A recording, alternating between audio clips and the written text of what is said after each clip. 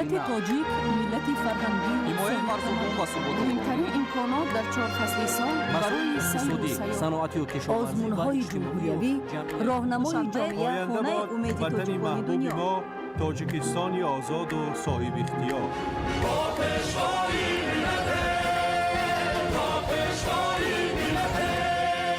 دوست باشید، اتفاق باشید، شکرانه همین دولت کنید، شکرانه همین سرزمین کنید، شکرانه کنید که چنین وطن عزیز و محبوب دارید.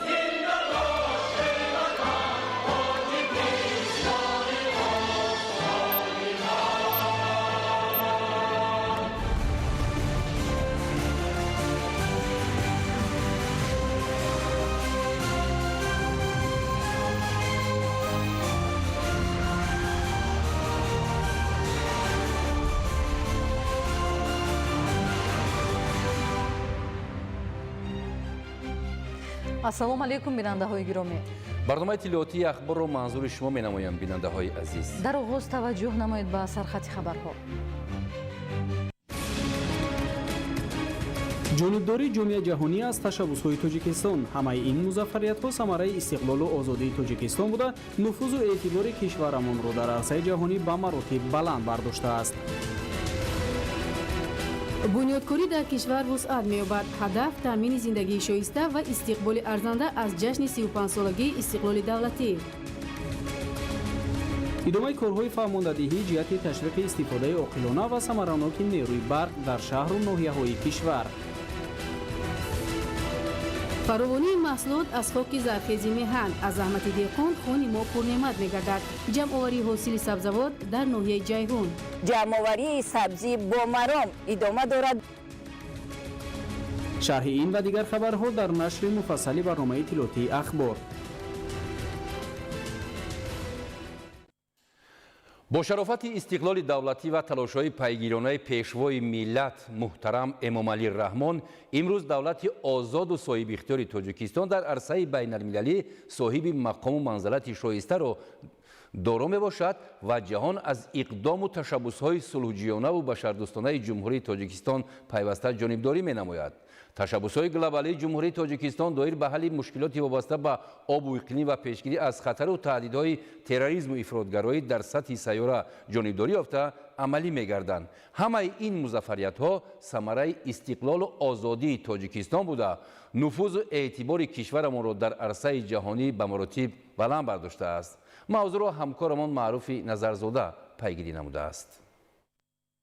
бо шарофати сиёсати созандаву бунёдкорона, хиради воло ва иқдомҳои инсондӯстонаи асосгузори сулҳу ваҳдати миллӣ, пешвои миллат, президенти ҷумҳурии тоҷикистон муҳтарам эмомалӣ раҳмон, ниҳоди калидии олам, созмони милали муттаҳид, 5 ташаббуси тоҷикистонро дар соҳаи обу иқлим бо иттифоқи оро қабул намуда, тоҷиконро ҷаҳониён ҳамчун миллати соҳиби ташаббусҳои наҷотбахши башарият эътироф кардаанд.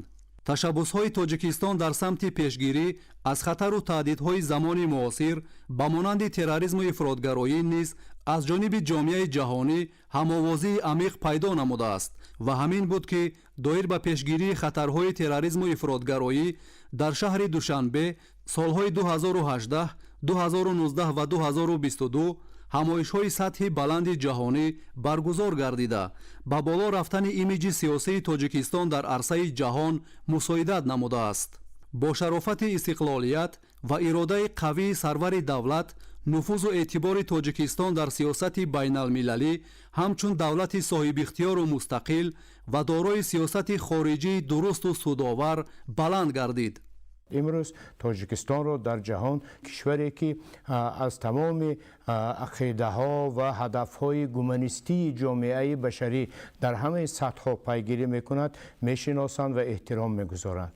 баромадҳои зиёди президенти мамлакат дар созмони милали муттаҳид, пешниҳод ва ибтикороти президент ва ворид шудани тоҷикистон ба низоми ҷаҳонии дипломатӣ ва равандҳои демократӣ воқеан аз кӯшишҳо ва тафаккури бисёр доманадор дурбини президент آغاز می گرفت و در طول این سالها تاجیکستان نه فقط در سازمان ملل متحد به طور بسیار شایسته تاجیکان و دولتداری ما را معرفی نمود، بلکه در بسیار سازمانهای دیگری که در جهان عمل میکنند تاجیکستان مقام و موقع خود را استوار نمود و از این مقام و موقع بسیار بشرپرورانه خود در تمام این تشکیلات ها صاحب آبرو، نفوذ و مرتبه های بسیار بلند گردید. با شرافت استقلالیت و سرور صلح‌آور و تشبثکار تاجیکان راه و جایگاه خود را در منطقه و جهان معین و استوار نمودند و با عزم و اراده قوی وطن مادر تاجیکستان آباد و زیبا و پیشرفته گردید. در جهانی که فضای زود تغییر یابنده دارد و همه روزه عملهای غیر انسانی و دهشتبار در گوشه از آن انجام داده می شود، تامین و تحکیم امنیت و ثبات، احترام و ارجگذاری به دولت، افتخار و مسئولیت بزرگ و مایه سرفرازی می باشد. احترام و حفظ ارزش‌های استقلال ما را پیوسته به سوی فتح بلند قله‌های مظفریت و پیشروی‌ها راهنمایی می‌کند. زیرا استقلال دولتی و همبستگی ملی به ملت تاجیک امکان زندگی آزاد، آرام و آسوده را در جهان پر از نزاع و برخورد فراهم نموده است. امروز دولت آزاد و صاحب اختیار تاجیکستان در عرصه بین المللی صاحب مقام و منزلت شایسته است و جهان با تاجیکستان و تاجیکستان با جهان پیوند ناگسستنی دارد. این تشبث‌هایی است که تشبث‌های واقعا تاریخی هستند، تشبث‌هایی هستند که معرفی‌گری ملت ما و شما هستند در عرصه بین المللی. این تشبث‌هایی هستند که نه تنها ایمیج پرزیدنت ما را بلکه ایمیج کشور ما را در عرصه بین المللی خیلی بلند و بالا کرد. جمهوری تاجیکستان در سالهای صاحب استقلالی خویش توانست با برقرار نمودن مناسبت‌های دو و چند جانبه با کشورهای دنیا، سازمان‌های بین المللی و منطقوی مرحله به مرحله موقع سیاسی خود را در عرصه جهانی مستحکم گرداند. در این دوره نه چندان طولانی تاریخ معاصر خویش جمهوری تاجیکستان همچون عضو کامل حقوق جامعه جهانی اعتراف گردیده آبرو و اعتبار خود را بالا برد، همکاری‌های سودمند را تحکیم و گسترش بخشید و تا امروز با اکثر دولت‌های جهان روابط خوب و منفعت‌آور به راه مانده است. تاجیکستان در 57 سازمان منطقوی و بین المللی عضویت داشته، همراه با دیگر کشورها در حل و فصل مشکلات سیاسی، امنیتی، اقتصادی، اجتماعی و فرهنگی جهان نقش می‌گذارد. دولتداری ملی ما در همین آخر عصر 20 و اول عصر 21 به طور خیلی شایسته در جامعه جهانی موقع و نفوذ خود را پیدا نمود. این دستاورد واقعا تاریخی ملت تاجیک است که تاجیکستان در تمام مجمعه های جهانی، در تمام روندهای جهانی موقع و جای خود را، آواز خود را، صدای خود را پیدا نمود.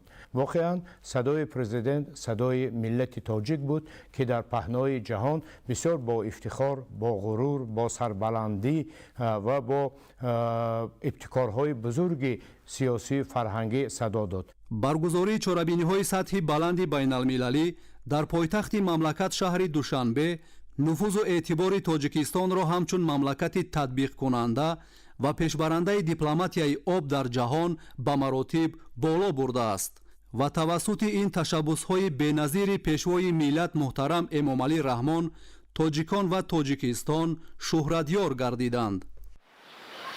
این نکته مسلم است که محترم امامعلی رحمان در جهان سیاستمدار برجسته و راهبر تشبثکار اعتراف شدند. زیرا همچون راهبر آینده‌نگر همیشه تاکید می‌نمایند که جهان امروز جهان همگرایی است و هیچ کشوری در علاهیدگی نمیتواند رشد استوار و امنیت پایدار داشته باشد. بنابراین مشکلاتی را که در آینده میتواند دامنگیر منطقه و جهان معاصر باشد پیش بینی نموده برایشان راه حل مناسب به میان میگذارند که نمونه برجسته این گفته ها از جانب پیشوای ملت محترم امامعلی رحمان به جامعه جهان پیشنهاد شدن 10 ساله تحکیم صلح به خاطر نسل‌های من بعده می باشد. رهبران دولت‌های جهان و سازمان‌های بین المللی از اقدام و تشبث‌های پیشوای ملت محترم امامعلی رحمان پشتیبانی و جانبداری می‌نمایند. زیرا در محور تشبس‌های تاجیکستان نجات بشر قرار دارد و با واسطه این تشبس‌های فراگیر بین المللی ایمیج سیاسی تاجیکستان و نفوذ اعتبار آن در عرصه عالم به مراتب افزوده است. معروف نظرزاده، معروف عبدالله برای برنامه اطلاعاتی اخبار.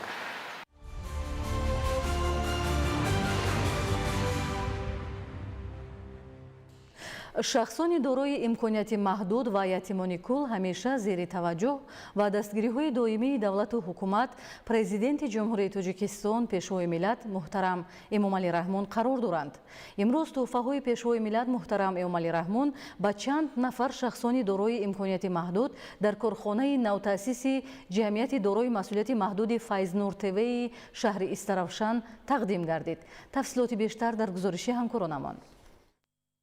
ятимон ва шахсони дорои имконияти маҳдуд дошта имрӯз ба хубӣ дарк намуданд ки онҳо ҳамеша зери таваҷҷӯҳ, ғамхорӣ ва дастгирии доимии асосгузори сулҳу ваҳдати миллӣ, пешвои миллат, президенти ҷумҳурии тоҷикистон муҳтарам эмомалӣ раҳмон ва давлату ҳукумати мамлакат қарор доранд. хурсандиовар аст ки дар доираи сафари кории роҳбари давлат ба шаҳри Истаравшан дар корхонаи тозабунёди саноатии ҷамъияти дорои масъулияти маҳдуди Файзнур ТВ ки ба истеҳсоли асбобҳои барқӣ, рӯзгор ва васлу насби таҷҳизоти техникӣ нигаронида шуда аз ҷониби пешвои миллат муҳтарам эмомалӣ раҳмон ифтитоҳ гардид, намояндагони мақомоти иҷроияи ҳокимияти давлатии шаҳри Истаравшан ба 30 нафар ятимон ва шахсони дорои имконияти маҳдуд дошта тӯҳфаи президенти ҷумҳурии тоҷикистон смарт телевизорҳоро тақдим намуданд.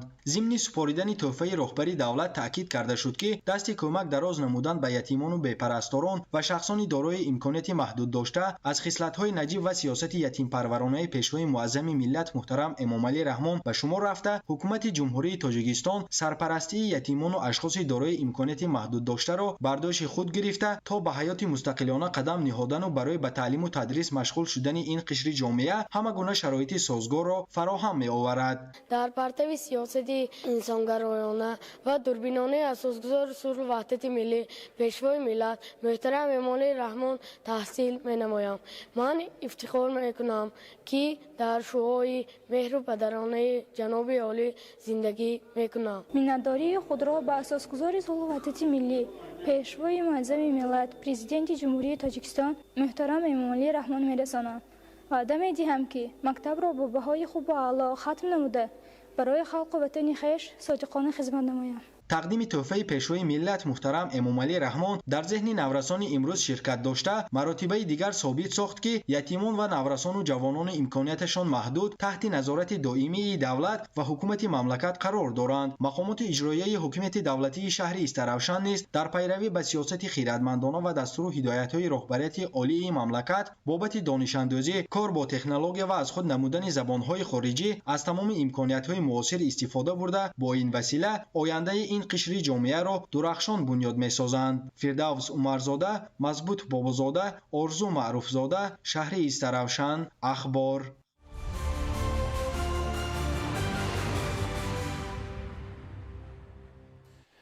33 сол пеш қабули парчами давлатӣ саҳифаи муҳими таърихи давлати навини тоҷиконро боз намуд. парчами давлатӣ яке аз рамзҳои муҳими истиқлолу давлатдорӣ дар ҳаёти сиёсиву фарҳангии кишвар ҷойгоҳи намоён дорад. ба ифтихори рӯзи парчами давлатӣ дар саросари кишвар чорабиниҳои гуногун, тадбирҳои фарҳангӣ ва нишастҳои илмӣ баргузор гардиданд. ҳамкорони мо дар ин хусус гузориш медиҳанд. имрӯз дар вазорати корҳои дохилӣ ба муносибати рӯзи парчами давлатӣ ва арзгузорӣ ба ин муқаддасоти давлатӣ ки ҷумҳурии тоҷикистонро дар арсаи олам ҳамчун давлати соҳиби истиқлол муаррифӣ мекунад чорабинии тантанавӣ баргузор шуд. дар чорабинӣ муовини вазири корҳои дохилӣ полковники милитсия вализода илҳомиддин сироҷиддин, раиси кумитаи иҷроияи ҳаракати ваҳдати миллӣ ва эҳёи тоҷикистон рудобаи мукаррам, ҳайати шахсии вазорати корҳои дохилӣ ва дигар меҳмонон иштирок намуданд. роҳбарияти вазорат ҷамъомадро ифтитоҳ бахшида изҳор доштанд ки парчами давлатӣ маърифгари миллату давлати тоҷикон дар арсаи байналмилал мебошад. ضمن سخنرانی از تاریخ پیدایش پرچم در دوره‌های دولت‌داری نیوگان یادآوری نموده پهلوهای تاریخی تصویر، رنگ و ماهیت حقوقی پرچم جمهوری تاجیکستان شرح داده شد. برآمدکنندگان با شرح و توضیح حقوقی بیان نمودند که پرچم دولتی جمهوری تاجیکستان همچون نشان دولتی صاحب استقلال، افاده‌گری غرور ملی و مقام خاص داشتن جمهوری تاجیکستان در منبرهای با نفوذ عالم میباشد. آن نشان قدرت و افتخارمندی بوده، نشان فضیلت ما و شما تاجیکستانیان است. گرامی داشتن پرچم وظیفه مقدس و قرض شهروندی هر یکی ماست، زیرا هر یک دولت را از پرچمش میشناسند و تاریخ آن را میآموزند. امروز گردید که تجلیل از روز پرچم دولتی جمهوری تاجیکستان عزیز داشتن ارزش‌های مقدس دولتی را افاده نموده، بیانگر افتخار و غرور ملی برای هر یک شهروند تاجیکستان است. قید کردن ضرور است که در اساس قانون جمهوری تاجیکستان درباره روزهای عید در سراسر مملکت از سال 2009 این جانب سنه 24 نوامبر همچون روز پرچم دولتی جمهوری تاجیکستان با تنتنه جشن گرفته می شود. تجلیل نمودن روز پرچم در ضمیر خرد و بزرگ افتخار از وطن و وطنداری، حسی بلند خودشناسی و ارزشگذاری به مقدسات دولتی را افزون می کند. پرچم ملی رمز صاحب استقلالی و دولتداری تحت همین عنوان در وزارت معارف و علم جمهوری تاجیکستان بخشیده به روز پرچم دولتی همایش علمی نظریوی برگزار شد. گفته شد که پرچم دولتی رمز سعادت و اقبال مردم سربلند تاجیک به حساب رفته، آن بیانگر صلح و ثبات بوده، وحدت و یگانگی مردم ما را اثبات менамояд. پرفشان گردیدن آن ما را به سوی آینده نیک و درخشان و فردای آباد و آسوده راهنمایی میکند.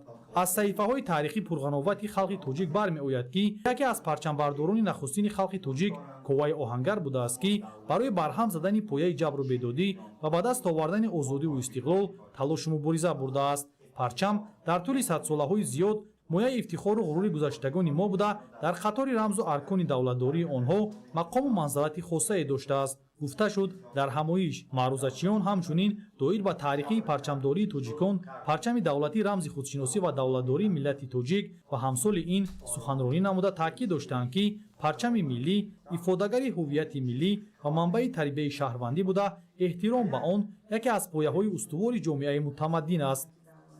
همچنین به این مناسبت در وزارت مهنت، مهاجرت و شغل اهالی جمهوری تاجیکستان نیز روزی پرچم دولتی را با شهامت خاصه استقبال نمودند. در چاره‌بینی مسئولین، دانشمندان، هیئت کارمندان و دیگر زیرساختارهای این نهاد اشتراک نموده ابراز داشتند که پرچم رمز پیروزی و متحدی بوده، افاده‌گری آرمان‌های نیک و سازنده مردم سرفراز تاجیک میباشد. گفته شد که مردم کشور عزیزمان امروز زیر پرچم وحدت و یکدلی به خاطر اعمار جامعه متمدن استوارانه قدم می‌گذارد و با عزم و اراده سازنده خود در قطار دیگر مقدسات ملی پرچم دولتی خود را که آرمان هر ملت آزادخواه است جاویدانه مقدس می‌دارند. احترام و ارزش‌گذاری همزمان تجلیل از روز پرچم دولتی نشانه بلند وطن‌دوستی بوده، هر یک صاحب وطن را وادار می‌سازد که در حفظ مقدسات ملی سهم نظر خود را گذارد.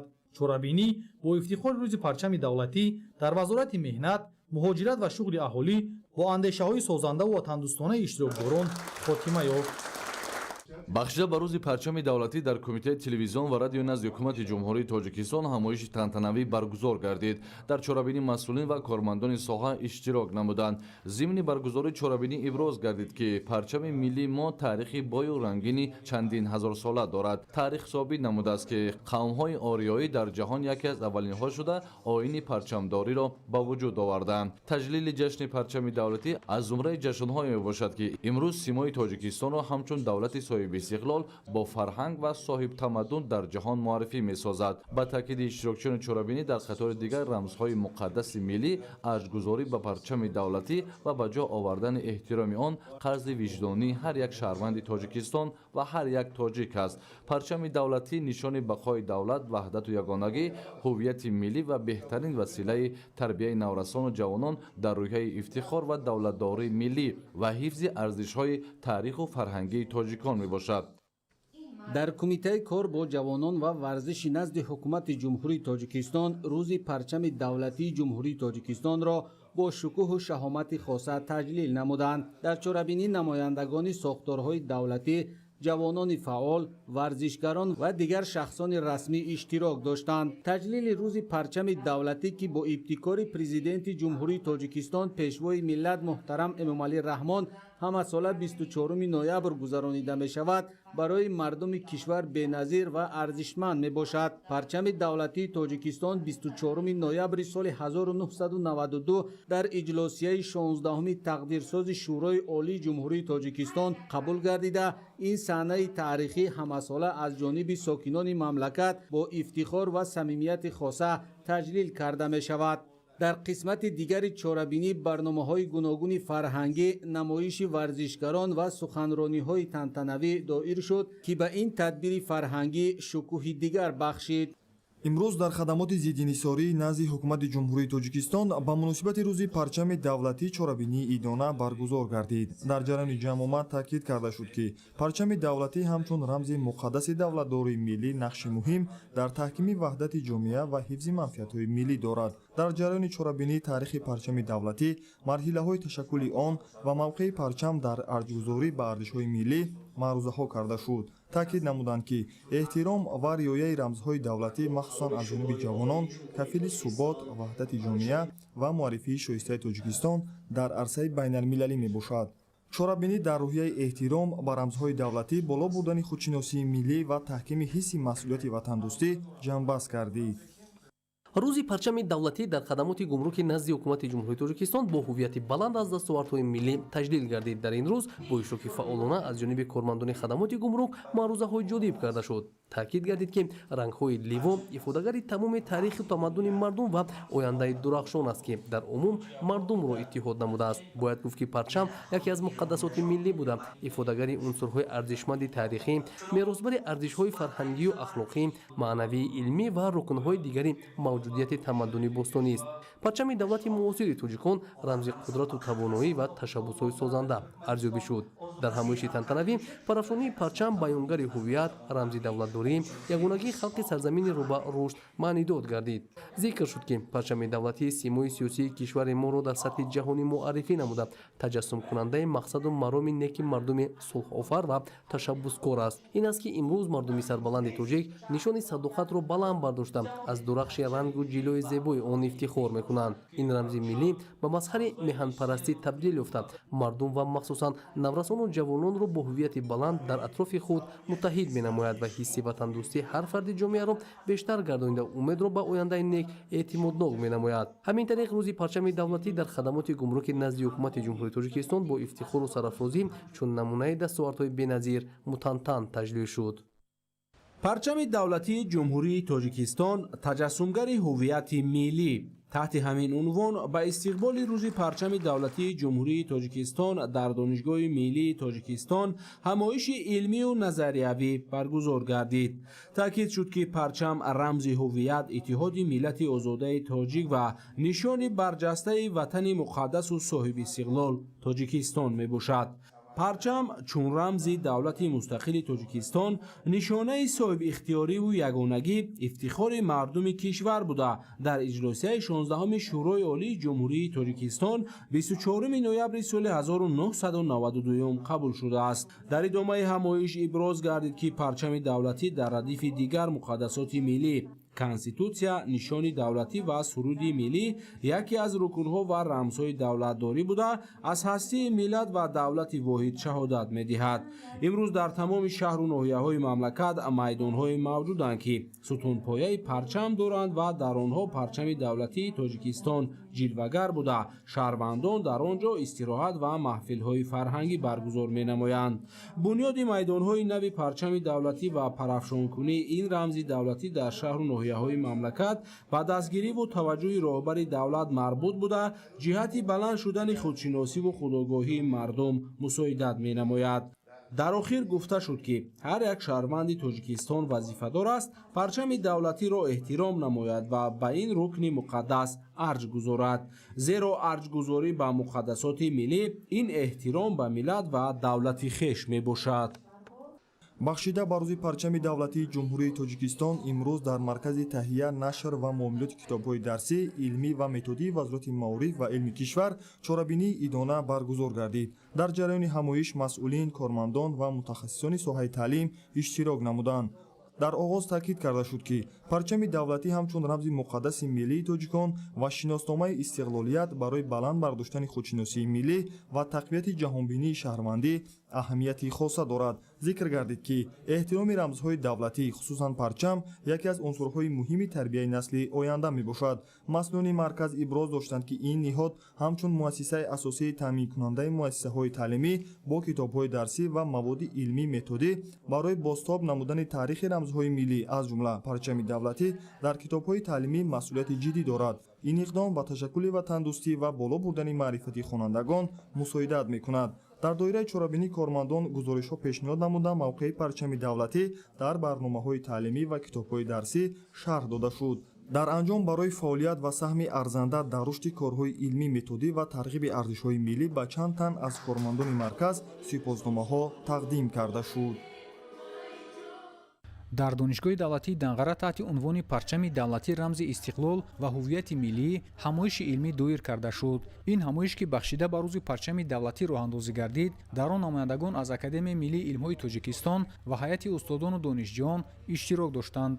зикр гардид ки эҳтиром ба парчами давлатӣ ва расидан ба қадри он ҳамчун яке аз рамзҳои муқаддаси ватани соҳибистиқлол аз ҷумлаи вазифаҳои ифтихорӣ ва қарзи шаҳрвандӣ аҳли ҷомеа ба ҳисоб меравад. таъкид гардид ки парчам барои шаҳрвандони тоҷикистони соҳибихтиёр мояи ифтихору сарфарозӣ, ифодагари ҳимояи марзу бум, забону фарҳанг, ватану миллат ва нангу номуси фарзандони аслии он мебошад. дар ин замина иброз гардид ки соҳиби парчами миллӣ ва ё давлатӣ будан рамзи мустақилияту соҳибихтиёрӣ, парафшонии он дар ҳар гӯшаву канори олам аз мавҷудияти давлату миллати соҳибтамаддун башорат медиҳад. рӯзи парчами миллӣ дар тамоми ташкилоту муассисаҳои ноҳияи данғара дар сатҳи баланди хештаншиносию худогоҳӣ ва рӯҳияи баланди идона таҷлил гардид. аз ҷумла дар муассисаи давлатии донишкадаи байналмилалии данғараи муассисаи давлатии донишгоҳи байналмилалии саёҳӣ ва соҳибкории тоҷикистон ҷашни рӯзи парчам бо эҳтироми баланд нисбати ин муқаддасоти миллӣ баргузор карда шуд. қобили зикр аст ки аз давраҳои қадим миллати мо соҳиби дирафши ковёнӣ буда то ба имрӯз ҳамчун рамзи давлату давлатдорӣ нисбат ба парчами давлатӣ эҳтироми хоса доранд. парчами миллӣ дар қатори дигар рамзҳои давлатӣ барои мардуми тоҷик ҷойгоҳи махсуси худро дошта, ҳамчун нишони соҳибдавлатӣ ва ифтихори орзую ормонҳои мардуми тоҷик ба ҳисоб меравад. дар идома чанде аз донишҷӯёни ин муассиса барои таҳсили хуб ва иштироки фаъолона дар озмуну чорабиниҳо бо ифтихорномаву сипосномаҳо қадршиносӣ гардиданд. дар қисмати фарҳангии ҷамъомад донишҷӯён порчаҳои назмиву насрӣ дар васфи парчам ва сурудҳое ки тараннумгари сулҳу субот ва ҳамдилии мардумро дар бар мегирифт манзури иштирокчиёни чорабинӣ гардониданд.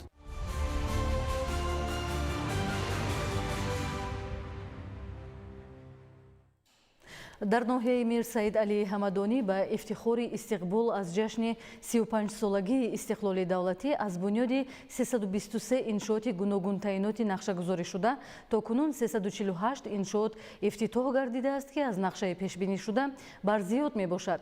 ифтитоҳи майдончаи варзишӣ дар яке аз ҷамоати деҳоти дурдасти ноҳия ки бо саҳми сокинон бунёд гардидааст дастоварди навбатӣ дар рушди инфрасохтори сатҳи маҳал дониста мешавад.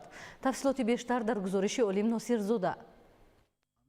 дар ноҳияи мир саид алии ҳамадонӣ ба рушди инфрасохтори сатҳи маҳал таваҷҷӯҳи бештар равона шудааст. инак дар остонаи таҷлили ҷашнҳои миллӣ дар деҳаи навдеҳи ҷамоати деҳоти чӯбеки ноҳия майдончаи варзишии болопӯшида мавриди баҳрабардорӣ қарор дода шуд. иншооти мазкур дар доираи татбиқи сиёсати роҳбари давлат муҳтарам Эмомалӣ Раҳмон бо саҳмгузориҳои сокинони маҳаллӣ оилаи Саидзодаҳо бунёд гардидааст. дар расми ифтитоҳ намояндагони мақомоти иҷроияи ҳокимияти давлатӣ, ҷавонону наврасон, варзишгарон ва дигар сокинони маҳаллӣ иштирок намуданд. иншооти мазкур бо назардошти фароҳамсозии шароити фароғатӣ дар масоҳати 1000 метри мураббаъ сохта шудааст. ифтитоҳи чунин иншооти замонавӣ барои мардуми деҳот махсусан наврасону ҷавонон тӯҳфаи арзишманд ва мояи ифтихору шодмонӣ гардид. зеро акнун имкон фароҳам оварда шуд ки мусобиқаҳои гуногуни варзишӣ аз ҷумла футбол на танҳо дар мавсимҳои муайян ва маҳдуд балки дар ҳама фасли сол баргузор карда шавад. аснои баромад иштирокдорон бо ифтихор аз рушди соҳаи варзиш дар мамлакат ва дастовардҳои афзояндаи варзишгарони ноҳия ёдовар шуда, чунин иқдоми хайрхоҳонаро бозгӯи рисолати ватандӯстона ва намунаи ибрат арзёбӣ карданд. ҳамзамон таъкид доштанд ки соли равон дар ноҳия ин ифтитоҳи чорумин майдончаи варзишӣ буда, тадбири мазкур дар доираи омодагиҳо ба истиқболи ҷашни 35-солагии истиқлоли давлатӣ мавриди амал қарор гирифт. дар деҳаи 90 ҷамоати деҳоти чӯбек як майдончаи варзишии болопӯшида мавриди баҳрабардорӣ қарор гирифт ки баҳри ҷалби ҷавонони наврасон ба варзиш шароити мусоидро фароҳам оварад.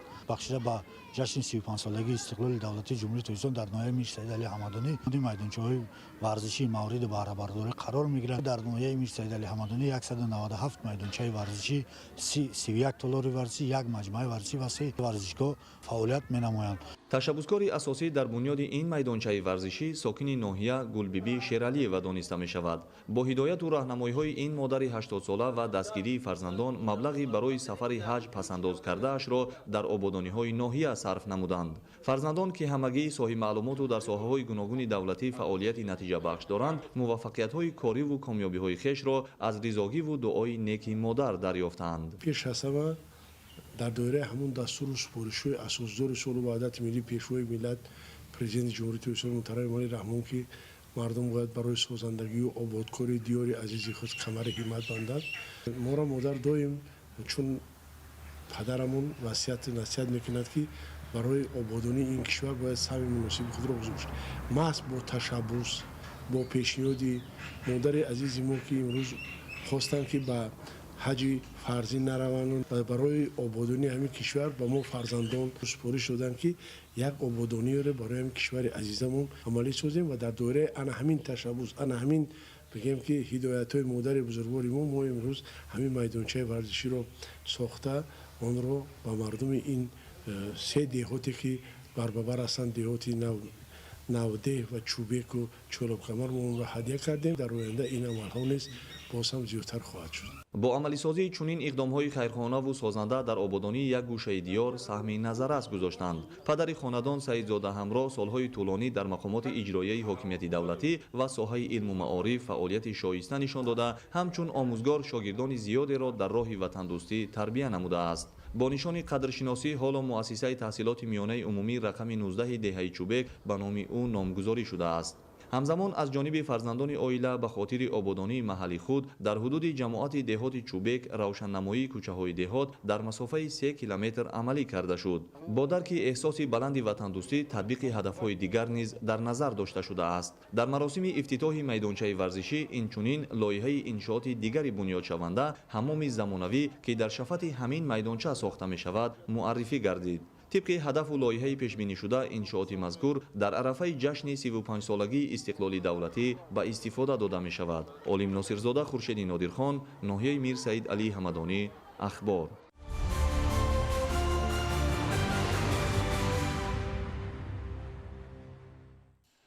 در شهر حصار با مقصد بهترسازی اینفراستراکچور راه و نقلیات تدبیرهای ضروری عملی گردیده کار در این سمت ادامه دارد.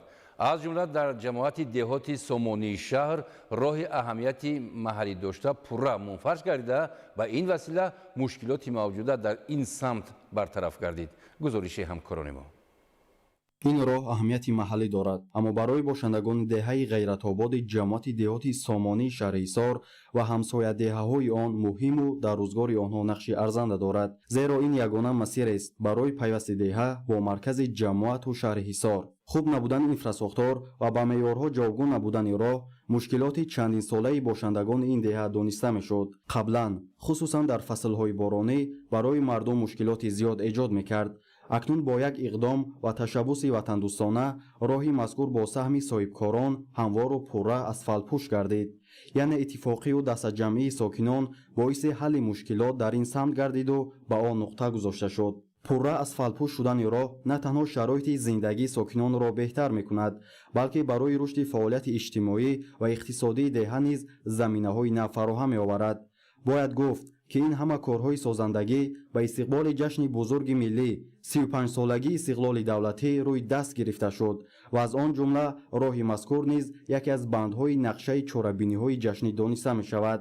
корҳои ободонӣ дар деҳаи ғайратобод идома доранд ва масъулон мегӯянд ки чунин иқдомҳо дар дигар қисматҳои ҷамоат низ ба нақша гирифта шуданд. дар оянда мақсад дорем ки маҳалли хеши худро бозам ободу зебо гардонем.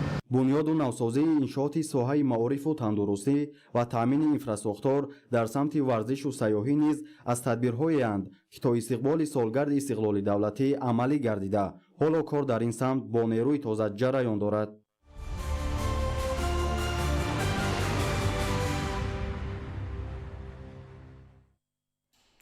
қабул гардидани қонуни ҷумҳурии тоҷикистон дар бораи ворид намудани иловаҳо ба кодекси ҷиноятии ҷумҳурии тоҷикистон вобаста ба истифодаи ғайриқонунии нерӯи барқ имконият медиҳад ки риояи қонун ва истифодаи самараноки қувваи барқ ба сатҳи зарурӣ таъмин гардад.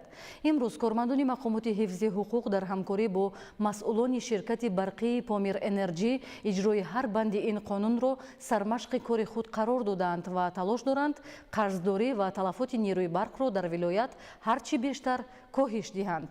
гузориш дар ин хусус.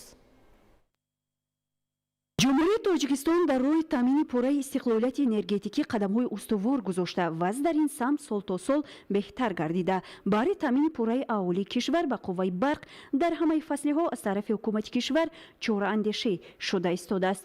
қувваи барқ яке аз захираҳои асосии ҳаёти иқтисодиву иҷтимоии кишвар маҳсуб ёфта таъмин намудани аҳолӣ ва соҳаҳои истеҳсолӣ ба он барои рушди устувори ҷомеа аҳамияти бениҳоят бузург дорад.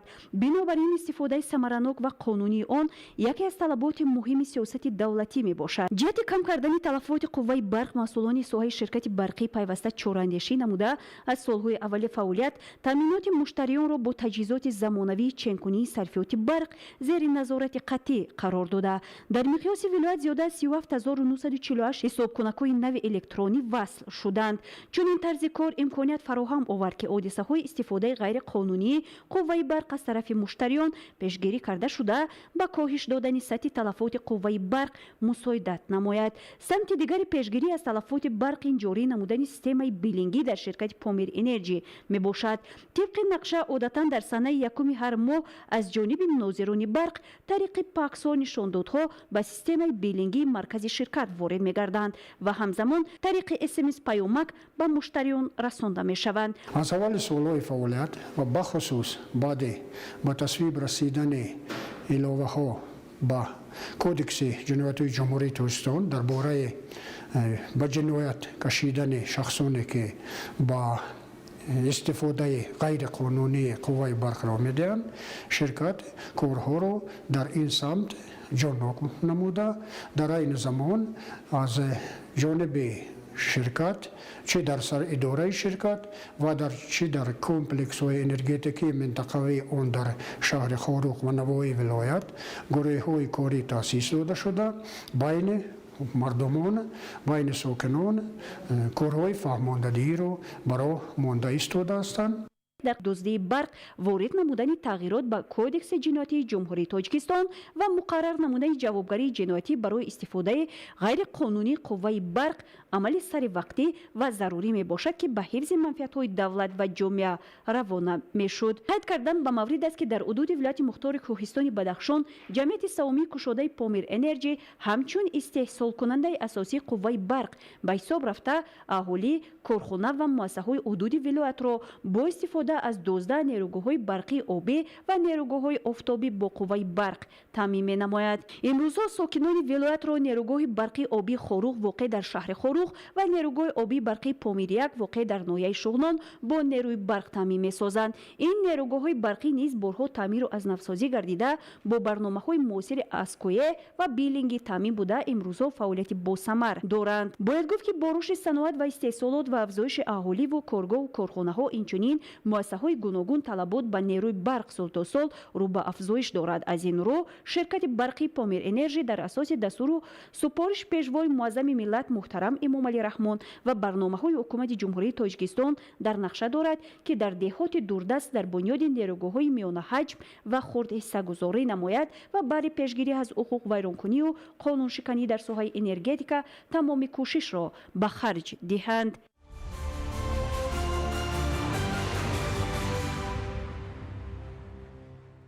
ҳукумати ҷумҳурии тоҷикистон бо мақсади пешгирӣ аз талафоти нерӯи барқ ва истифодаи самараноки он як қатор тадбирҳои муҳимро амалӣ намуда истодааст. бо ҳамин мақсад кормандони прокуратураи шаҳру ноҳияҳои кишвар бо сокинон ва фаъолон суҳбату вохӯриҳо баргузор намуда ҷиҳати тарғиб ва ташвиқи истифодаи оқилона ва самараноки нерӯи барқ корҳои фаҳмондадиҳӣ анҷом доданд. гузориши ҳамкорони мо дар ин хусус.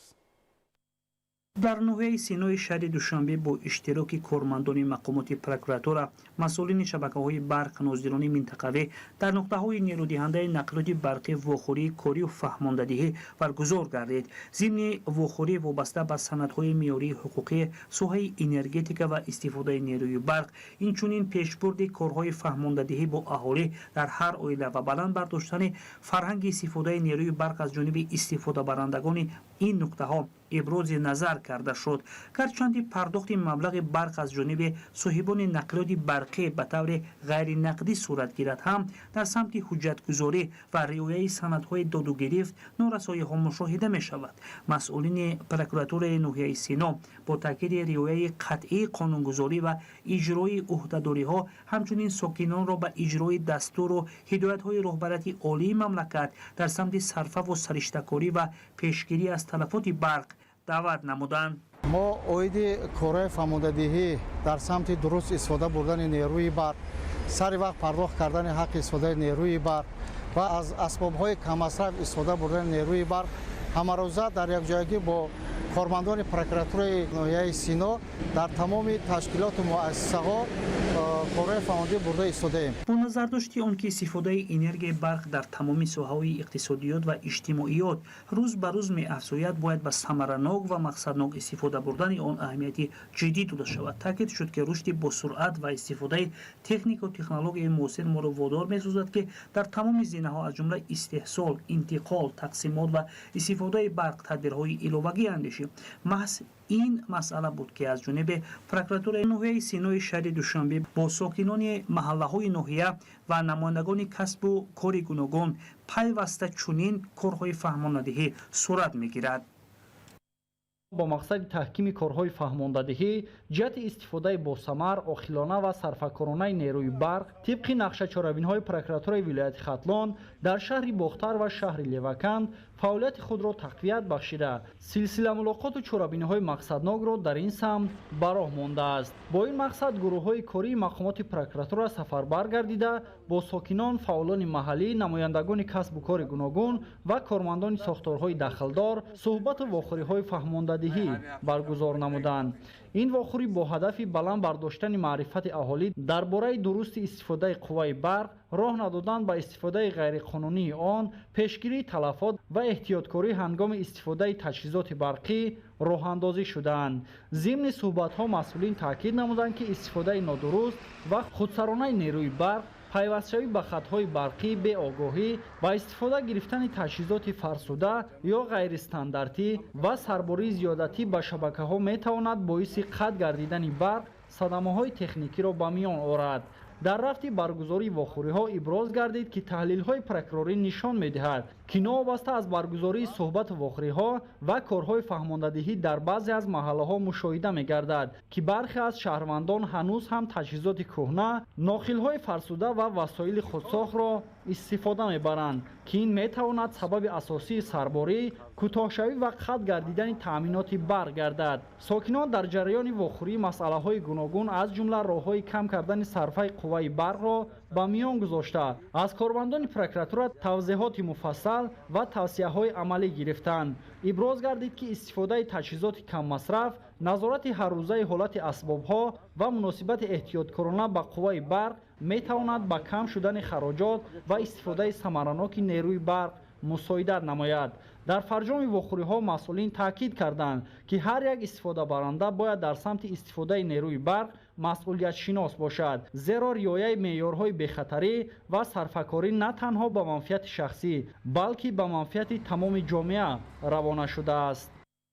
бо мақсади баланд бардоштани маърифати ҳуқуқии шаҳрвандон ва шинос намудани онҳо ба тағйиру иловаҳои ворид гардида ба қонунгузории амалкунандаи кишвар, кормандони прокуратураи ноҳияи шаҳри Туз бо сокинони маҳаллаҳои ҳудуди ноҳия мулоқоту вохӯриҳои фаҳмондадиҳӣ баргузор намуданд. чорабинии мазкур бо шарҳи муқаррароти нав ва тағйиру иловаҳои воридшуда ба Қонуни Ҷумҳурии Тоҷикистон дар бораи истифодаи энергия ва барқ, инчунин дигар санадҳои меъёрии ҳуқуқӣ дар соҳаи энергетика бахшида шуда, ҳадафи асосии он баланд бардоштани масъулияти шаҳрвандон дар истифодаи оқилона ва қонунии барқ мебошад. гуфта шуд ки қонунгузории нав бо мақсади пешгирии ҳолатҳои дуздии барқ, талаффути ғайриқонунии нерӯи барқ ва таъмини пардохти саривақтӣ аз ҷониби истеъмолкунандагон таҳия ва қабул гардидааст.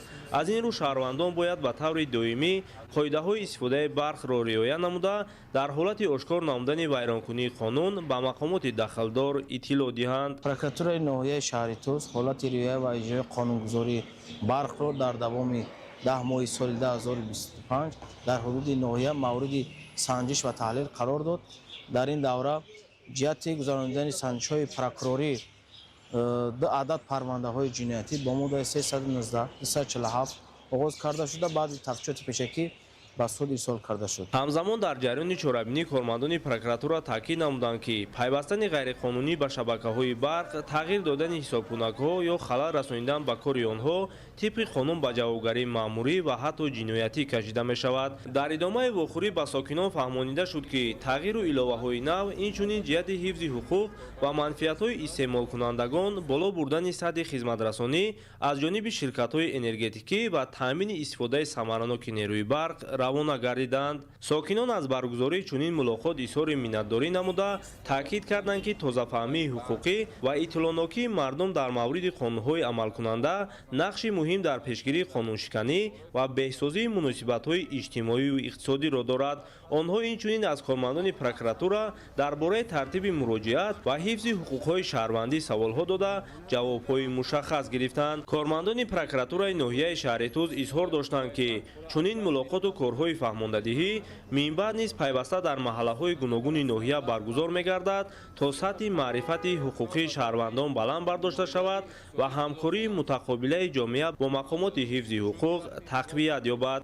бо мақсади иҷрои дастуру супоришҳои асосгузори сулҳу ваҳдати миллӣ пешвои миллат, президенти ҷумҳурии Тоҷикистон муҳтарам Эмомалӣ Раҳмон оид ба пешгирии истифодаи ғайриқонунии нерӯи барқ, талафоти аз меъёр зиёди он, баландбардоштани маърифати ҳуқуқӣ ва таҳкими масъулиятшиносии шаҳрвандон дар самти истифодаи сарфакоронаи қувваи барқ, кормандони прокуратураи шаҳри Конибодом бо ҳамроҳии кормандони идораи барқ дар корхонаву муассисаҳо, маҳаллаҳо ва ҷойҳои ҷамъиятӣ корҳои фаҳмондадиҳӣ анҷом медиҳанд. зеро яке аз омилҳои асосии рушди соҳаҳои иҷтимоӣ ва иқтисодии мамлакат, инчунин фароҳам овардани зиндагии шовиста ба мардум, ин бо нерӯи барқи доимӣ таъмин намудани аҳолӣ ба шумор меравад. таври масъулони прокуратура иттилоъ медиҳанд, дар шароити афзоиши талабот ба нерӯи барқ ва зарурати истифодаи оқилонаи он, риояи меъёрҳои қонунгузорӣ ва пешгирии талафоти ғайриқонунии қувваи барқ аз вазифаҳои муҳим ба ҳисоб меравад. бо ин мақсад гурӯҳи корӣ ба хонаводаву ҳавлиҳо, корхонаҳои хусусиву давлатӣ ва нуқтаҳои хизматрасонӣ ташриф оварда, ба сокинон оид ба масъулияти ҳуқуқӣ ҳангоми истифодаи нерӯи барқ ва зарурати риояи меъёрҳои сарфакорӣ маълумоти муфассал мерасонанд. асосгузори сулҳу ваҳдати миллӣ, пешвои миллат, президенти ҷумҳурии Тоҷикистон муҳтарам Эмомалӣ Раҳмон борҳо таъкид намуданд ки рушди мунтазами иқтисодиёти кишвар бе истиқлолияти энергетикӣ ва таъмини пурраи ҳамаи соҳа бо нерӯи барқ ғайриимкон аст. бинобар ин аз ҷониби прокуратураи шаҳри Конибодом барои ба саҳми аҳолӣ расонидан вобаста ба тағйиру иловаҳо ба кодекси ҷиноятии ҷумҳурии Тоҷикистон ва кодекси ҳуқуқвайронкунии маъмурии ҷумҳурии Тоҷикистон бо иштироки мақомотҳои дахлдор гурӯҳи корӣ таъсис дода ба тамоми сокинони ҳудуди шаҳри Конибодом вобаста ба тағйиротҳо ба кодексҳои дар боло қайд гардида фаҳмондадиҳӣ гузаронида рафта истодааст. вобаста ба ин ҷиҳати таъмини иҷрои қонуни ҷумҳурии Тоҷикистон дар бораи энергетика ба сари вақт пардохт кардани маблағҳои истифодаи қувваи барқ ва баҳри таъмини иҷроиши онҳо чораҳои амалӣ андешида шуда истодааст. ضمن ملاقات‌ها با شهروندان فهمانیده شد که استفاده غیرقانونی یا به حساب قوه برق اینچنین ویران کردن قاعده‌های تکنیکی شبکه‌های برقی می‌تواند نه تنها به جریمه‌های مأموری بلکه به جوابگری جنایتی نیز سبب می‌گردد. کارمندان پروکراتور تاکید نمودند که هر یک استعمال کننده وظیفه‌دار است حسابکنک برقی را در حالت خوب نگاه دارد، نشانداد را منتظم نظارت کند و استفاده تجهیزات عبارت از استعمال زیاد نیرو را با در نظر داشت معیارها براه ماند. اینچنین در رفت کارهای فهماندهی به اهالی توصیه‌ها اوید بر راه‌های صرفه نیروی برق از جمله استفاده لامپ‌های کم مصرف، خاموش کردن تجهیزات برقی در وقت بی‌نیازی و پیشگیری سرباری از حد زیاد شبکه‌ها پیشنهاد کرده شدند. کارمندان مقامات پروکراتور ذکر کردند که استفاده صرفه‌کارانه قوه برق نه تنها به منفعت اقتصادی عائله‌ها بلکه به تأمین کار استوار شبکه‌های انرژتیکی در فصل زمستان مساعدت می‌کند. چنین اقدام‌های فهماندهی در شهر کانیبادام من بعد نیز ادامه می‌یابد و مقامات امید دارند که همکاری زیچ ساکنان در این سمت به پیشگیری بیهوده تلفات نیروی برق و رعایت قانون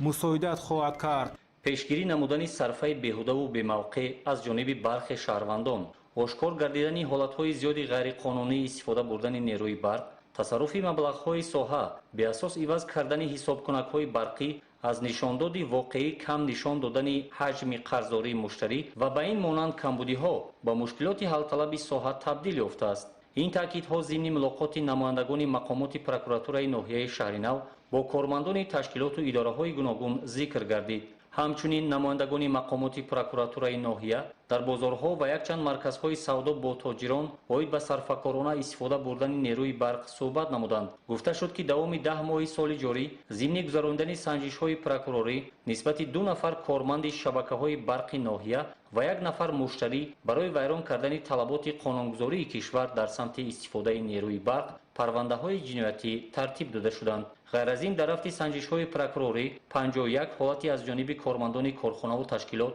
و دیگر استفاده برندگان نیروی برق بنابر سبب‌های رعایت نکردن طلبات قانونگذاری جمهوری تاجیکستان و موافق مقصد استفاده نکردن نیروی برق آشکار گردیده همه آنها جریمه بندی کرده شدند. وضع قرضداری مشتریان ناحیه نیز تشویش آور ارزیابی می‌گردد. در نتیجه دادن امرنامه‌ها با مشتریان با مبلغ 1,478,900 سومونی حق استفاده برق برقرار کرده شد. چنین سنجش‌ها و کارهای پروفیلاکتیکی از جانب نمایندگان مقامات پروکراتورای ناحیه شهر نو ادامه می‌یابد.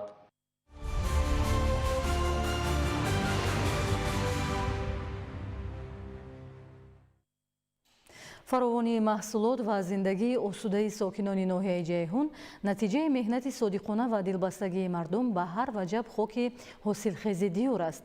дар ин минтақа деҳқонон бо истифодаи дурусти замин тавонистанд дар як сол аз 1 гектар то 3 ҳосил ба даст оранд.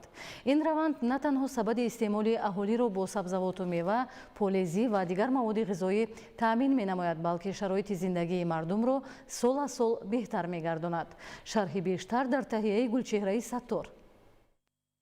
тамоми фасли сол саҳроҳои ноҳияи ҷайҳун аз ҳосил фаровон асту саҳмдорони деҳот талош менамоянд ки бозорҳои истеъмолиро бо сабзавоти тару тоза таъмин намоянд. дар ин ноҳияи иқлимаш гарм дар як сол гирифтани 3 ҳосил мавҷуд асту кишоварзони соҳибтаҷрибааш дар истифодаи оқилонаи захираҳои табиӣ бо фарҳанги баланди заминдорӣ ном бароварданд. موافق معلومات آماری میدان زمین‌های کارم آبی که به سهامداران 4500 خواجگی دهقانی برای استفاده با ثمر وابسته کرده شده است 18200 گکتار را تشکیل می‌دهد. در این روزهای آفتابی فصل تیرماه خواجگیداران از ثمر رنج به دست می‌آورند. خیلی که میبینیم در سراهای ناحیه جیهون امروز جمع‌آوری سبزی با مرام ادامه دارد و خواجگیداران عزم دارند که حاصلناکی این محصولات را از 1 گکتار به حساب میانه به 550 سنتنر و در مجموع استحصالش را باشد به 105,000 تن رسانند. ҳастанд хоҷагиҳое ки бо истифода аз тухмиҳои босифату додани ғизои саривақтӣ аз 1 гектар замин то 70 тонна маҳсулот ба даст оварда аз кишти асосию такрорӣ манфиати зиёди иқтисодӣ мебинанд. айни замон мо ҳосили кишти такрориро ҷамъоварӣ карда истодем ки дар майдони 2100 гектар хоҷагиҳои деҳқонӣ фермерии ноҳия кишти сабзӣ гузаронданд ки аз 1 гектар 500 то 600 сентинер ҳосил ҷамъоварӣ намуда истодаанд. имрӯз хоҷагидорони мо айни замон ҳосили сабзиро ҷамъоварӣ кардаистанд. ҳам аз ҳамин ҳосили сабзимон бозори дохили кишвар таъмин карда мешавад, ҳам содирот карда мешавад.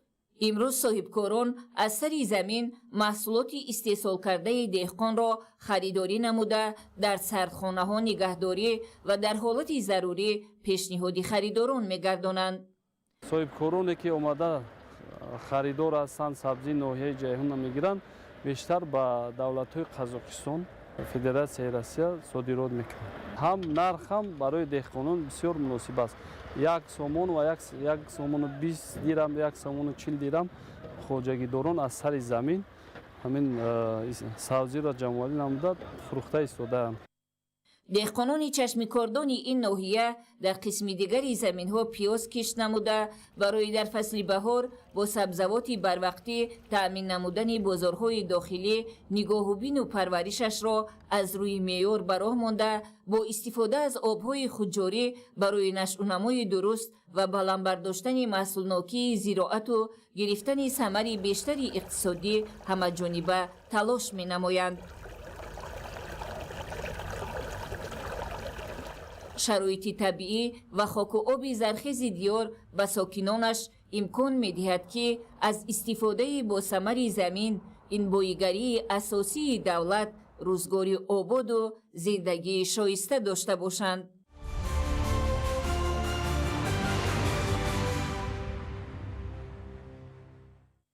кишоварзони ноҳияи рӯдакӣ бо истифода аз тухмиҳои хушсифати ба иқлими минтақа мутобиқ ва риояи агротехникаи парвариши ҳосилнокии пахтаро баланд бардошта, нақшаи ҷамъоварии пахтаро иҷро намуданд. тибқи иттилоъ, соли ҷорӣ ҳосилнокии пахта нисбат ба соли 2024 зиёдтар арзёбӣ мегардад. гузориш дар ин хусус. кишоварзони ноҳияи рӯдакӣ низ нақшаи ҷамъоварии пахтаро барзиёд иҷро намуданд. меҳнаткашони ноҳия аз аввали мавсими фаъолнокӣ нишон дода аз пешсафони маъракаи пахтачинӣ буданд. бо меҳнати шабонарӯзии хоҷагиҳои кишоварзии ноҳия ва саҳми ҳашарчиён имкон даст дод ки нақшаи истеҳсолӣ иҷро карда шавад.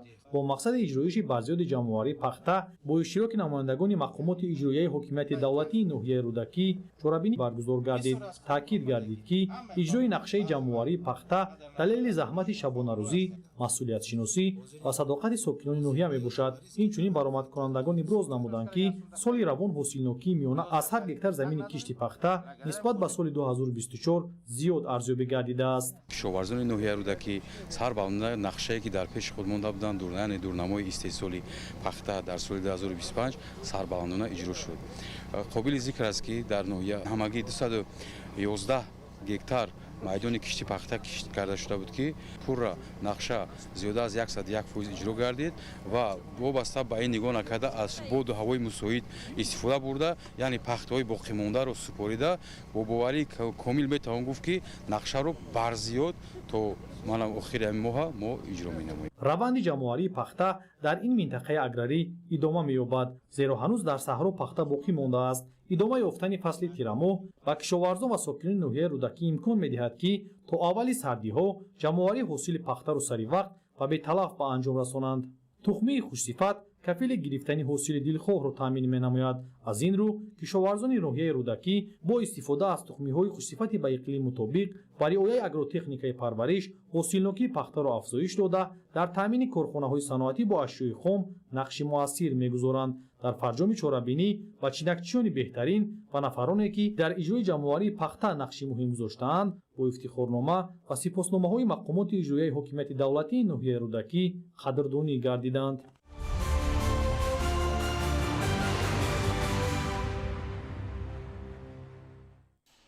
дар шаҳри душанбе ҷаласаи комиссияи байниидоравӣ оид ба масъалаҳои ҳифзи сирри давлатӣ дар ҷумҳурии тоҷикистон бо иштироки аъзои комиссия ва як қатор намояндагони мақомоти судӣ, мақомоти иҷроияи ҳокимияти давлатӣ ва вазорату идораҳо баргузор гардид.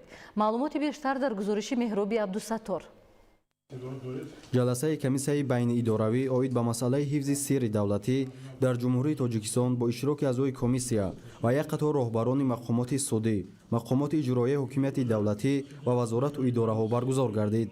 тибқи рӯзнома масъалаҳои мубрами соҳа аз ҷумла таҳлили вазъи ҳифзи сирри давлатӣ ва ҳифзи техникии иттилоот дар фаъолияти мақомоти давлатӣ ва ташкилотҳои ҷумҳурии тоҷикистон дар соли 2025, мушкилот ва роҳҳои ҳалли онҳо, муҳимияти ҳифзи сирри давлатӣ дар таҷрибаи мақомоти корҳои дохилӣ, амнияти миллӣ, таҳлили вазъ ва тадбирҳои амалӣ, таъминоти молиявӣ, ҳифзи сирри давлатӣ ва ҳифзи техникии иттилоот ҳамчун омили муҳими таҳкими фаъолияти соҳа ва зарурати ба танзимдарории масъалаҳои ҳалталаби сирри давлатӣ дар соҳаи харитасозӣ ва геология, ҳамчунин масъалаҳои вобаста бо риояи талаботи қонунгузорӣ дар соҳаи ҳифзи сирри давлатӣ, таҳкими ҳамоҳангсозии фаъолияти сохторҳои давлатӣ ва беҳсозии инфраструктураи техникии муҳофизат мавриди баррасӣ қарор додашуда қарорҳои дахлдор қабул гардиданд. дар ин замина ҳисоботи намояндагони мақомоти ваколатдор оид ба татбиқи талаботи қонуни ҷумҳурии тоҷикистон дар бораи сирри давлатӣ, иҷрои барномаи давлатии таҳкими ҳифзи сирри давлатӣ ва ҳифзи техникии иттилоот дар ҷумҳурии тоҷикистон барои солҳои 2022-2026 ва нақшаи корҳои комиссия, натиҷаҳои санҷишу мониторингҳои гузаронидашуда дар ин самт шунида шуданд. комиссия оид ба беҳтар намудани механизмҳои ҳифзи сирри давлатӣ ва ҳифзи техникии иттилоот, иҷрои саривақтии меъёрҳои қонунгузорӣ ва тақвияти назорат қарори дахлдор қабул намуд.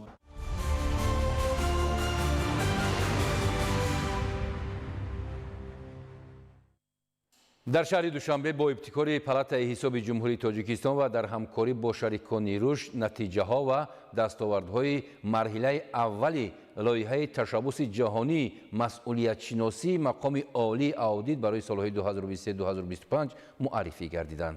ин ҳамоиш бо ҳадафи баранбардоштани сатҳи шаффофият, тақвияти ҳисоботдиҳӣ ва рушди низоми назорати молиявӣ баргузор шуда, зарфиятҳои навро барои фаъолияти муассиртари мақоми олии аудит фароҳам меорад. гузориши хуршедаи наҷмиддин. дар шаҳри душанбе бо ибтикори палатаи ҳисоби ҷумҳурии тоҷикистон дар ҳамкорӣ бо шарикони рушд, натиҷаҳо ва дастовардҳои марҳилаи аввали лоиҳаи ташаббуси ҷаҳонии масъулиятшиносӣ мақоми олии аудит ҷисай барои солҳои 2023-2025 муаррифӣ карда шуд. имрӯз аудит яке аз механизмҳои калидии тақвияти фазои сармоягузорӣ эътироф гардида, сармоягузории дохилӣ ва хориҷӣ дар заминаи натиҷаҳои аудит ки сатҳи шаффофияти молиявӣ, тасаввуроти воқеӣ барои устувории сиёсати давлати молиявӣ пайдо мекунад, ки барои рушди соҳибкорӣ ва ҷалби сармоягузорӣ аҳамияти муҳим дорад. дар ҷараёни ҷаласаи натиҷагирӣ ин ташаббус иброз гардид, ки он ба таҳкими мақоми мустақили мақомоти олии аудит, баландбардоштани сатҳи шаффофият, беҳтарсозии назорати молиявӣ ва таҳкими эътимоди ҷомеа ба идоракунии давлатӣ равона карда шудааст. гуфта шуд, ки палатаи ҳисоби ҷумҳурии тоҷикистон аз соли 2023 ба ташаббуси ҷаҳонии масъулиятшиносии мақоми олии аудит ворид гардид ва фаъолияти он ба такмили иқтидор ва рушди касбии мақомоти аудити кишварҳои рӯ ба тараққӣ равона шудааст. ҳамчунин қайд гардид, ки лоиҳаи ин ташаббус аз 5 қисм иборат буда, қисмати аввал методология, аудит, сифат ва ҳисоботдиҳӣ, идоракунии стратегӣ, рақамикунонии соҳа ва равобит бо парлумонро дар бар мегирад. қисмати панҷум ба идоракунии босамари лоиҳа бахшида шудааст. дар ҷараёни ҷаласаи натиҷагирии лоиҳа масъалаи ҷалби сармоя барои марҳилаи дуюми татбиқи лоиҳа низ мавриди муҳокима қарор гирифт. иштирокчиён изҳор намуданд, ки ҳамкории минбаъда дар доираи марҳилаи дуюми лоиҳа идома ёфта ба таҳкими шаффофият, идоракунии масъулона ва рушди устувори молияи давлатӣ мусоидат менамояд.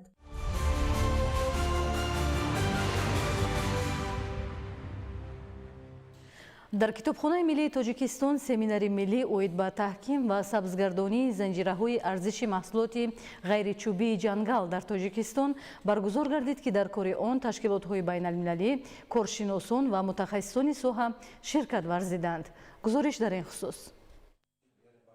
رشد استوار محصولات غیرچوبی جنگل، بهتر نمودن دسترسی به بازار، سرتیفیکاسیا کارکرد و همگیری آنها به نقشه‌گیری اداره‌کنی جنگل‌های بسیار فونکسیونالی از جمله مسئله‌های میباشند که در سمینار ملی اید به تحکیم و سبزگردانی زنجیره‌های ارزش محصولات غیرچوبی جنگل در تاجیکستان که با ابتکار اگنتی خواجگی جنگل نزد حکومت جمهوری تاجیکستان دایر گردید بررسی شدند. در کار سمینار نمایندگان اگنتی خواجگی جنگل، تشکیلات‌های بین‌المللی، کارشناسان و متخصصان اشتراک نمودند. اهمیت جنگل‌های تاجیکستان در تامین امنیت عضوکاوری، بهتر کردن شرایط زیستی اهالی دهات، تشکیل محیط زیستی سالم خیلی مهم میباشد. محصولات غیرچوبی جنگل اساساً از چهارمغزی‌ها، پیستا، بادام، چهارمغز یونانی و دیگر نمودی بوت‌میوگی‌ها عبارت میباشد که استفاده استوار آنها برای اهالی که حدودهای سرحدی با جنگل زندگی میکنند خیلی مهم میباشد. در جمهوری تاجیکستان امکانیت‌های وسیع استفاده محصولات غیرچوبی جنگل وجود دارد. تصمیم گرفتیم که نقشه کاری آینده را با مقصد بهتر کردن استفاده ثمرناک ذخیره‌های طبیعی از جمله محصولات غیرچوبی جنگل به راه مانیم. در جریان سمینار برنامه‌های گوناگون از جمله تحلیل زنجیره ارزش پیستا، بادام و چهارمغز، پیشنهاد تجربه بین‌المللی، سسیه‌های گروهی، محاکمه امکانیت‌های مبلغ‌گذاری و تهیه نقشه راه برای تقویت ساحه پیشنهاد گردیدند. چرابینی مذکور قدم مهم در سمت رشد محصولات غیرچوبی جنگل، دستگیری خواجگی‌های جنگل و بلند برداشتن نقش این ساحه در اقتصادیات کشور ارزیابی می‌گردد.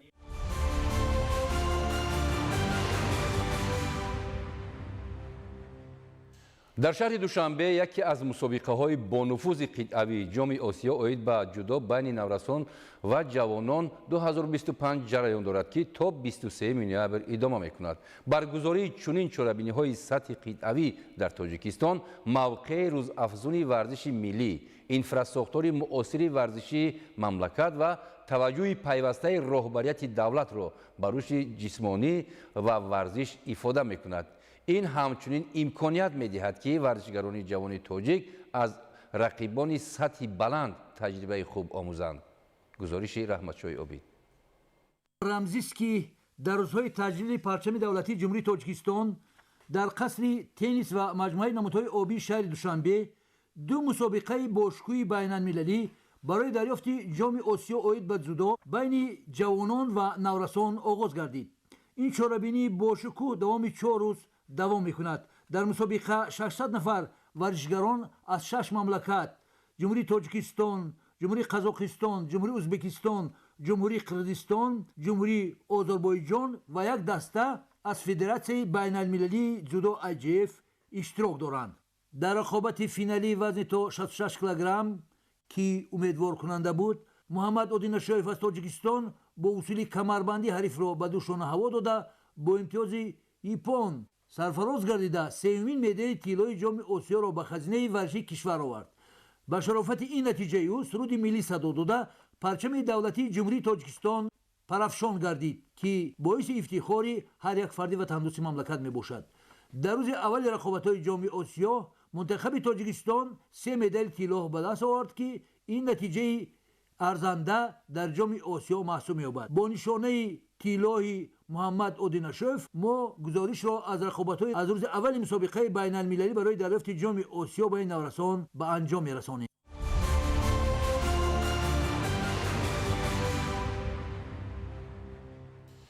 بیننده های عزیز، این بود برنامه اطلاعاتی اخبار. برایتون بهترین خوشی‌های زندگی رو تمنا داریم. سلامت باشید.